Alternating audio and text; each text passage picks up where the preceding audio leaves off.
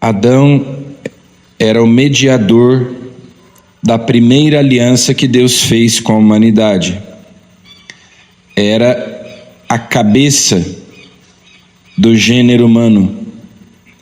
Por isso, pela sua desobediência, pelo seu pecado, veio a morte, que é o salário do pecado, a morte corporal, a morte física, que é uma consequência da morte espiritual, do pecado, portanto. E assim ele transmitiu a morte, tendo ele perdido a graça, transmitiu a natureza humana privada da graça de Deus. Jesus Cristo, ao contrário de São Paulo, pela sua obediência, nos transmite a vida, a graça. Ele é o mediador da nova e eterna aliança. Deus quer recapitular todas as coisas em Cristo. Ele é a cabeça da igreja, que é o seu corpo. É uma nova humanidade que se inicia a partir de Jesus Cristo. Por isso ele é o novo Adão. É um novo começo. E uma vez que Adão era o mediador daquela primeira aliança que foi rompida, que foi quebrada, foi violada, uma vez que Adão desobedeceu, agora Cristo, pela sua obediência, estabelece uma nova aliança. Então, para nós fazermos parte da nova humanidade, para que a vida de Deus seja comunicada a nós, basta que nós tenhamos fé em Jesus e que recebamos o sacramento da fé, que é o batismo, e depois os demais sacramentos para o aumento da graça, que então nós já não estamos debaixo da lei do pecado, mas da lei da graça, para que a graça reine pela justiça para a vida eterna, por Jesus Cristo. Então houve o primeiro Adão, que transmitiu a morte pela desobediência, o novo Adão que transmite a vida pela obediência. A fé é o caminho da obediência. E pela fé em Jesus, pela graça, nós então entramos nessa obediência de Cristo, que foi obediente até a morte e morte de cruz. Pela obediência dele, nós obtemos a vida, a graça superabundante, onde abundou o pecado, superabundou a graça de Deus.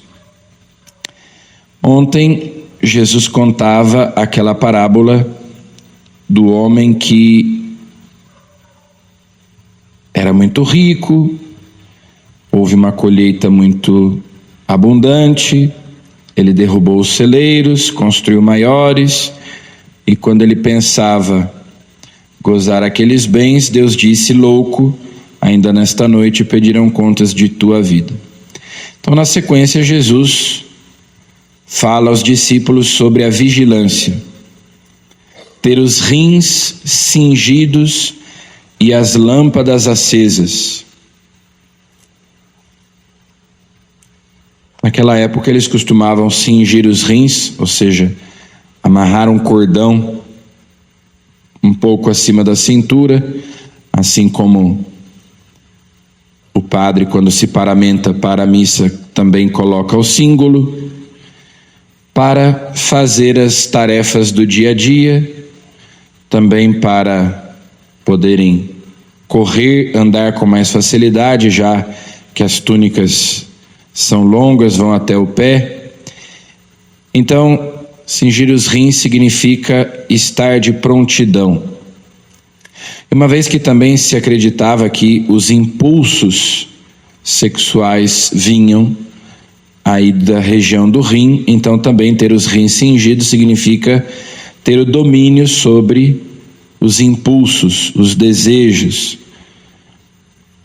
É um símbolo da mortificação, da ascese, de ter autodomínio, o domínio sobre os próprios desejos. Então, ter os rins cingidos, estar de prontidão e lâmpadas acesas para enxergar no meio da noite, enquanto todos dormem.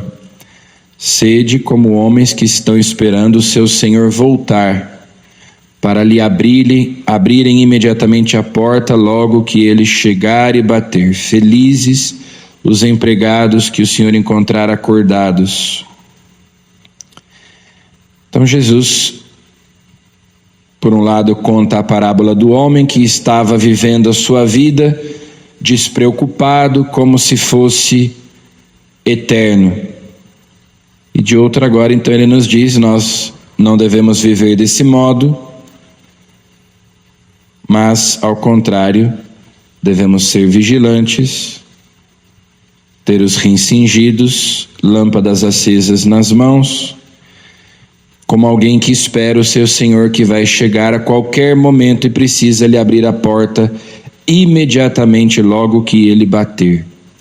E se ele agir assim, se o patrão chega à meia-noite, às 3 da madrugada, o empregado que estiver acordado será feliz. O patrão mesmo vai cingir-se, ele vai sentar-se à mesa, o empregado vai sentar-se à mesa e o patrão passará o servindo.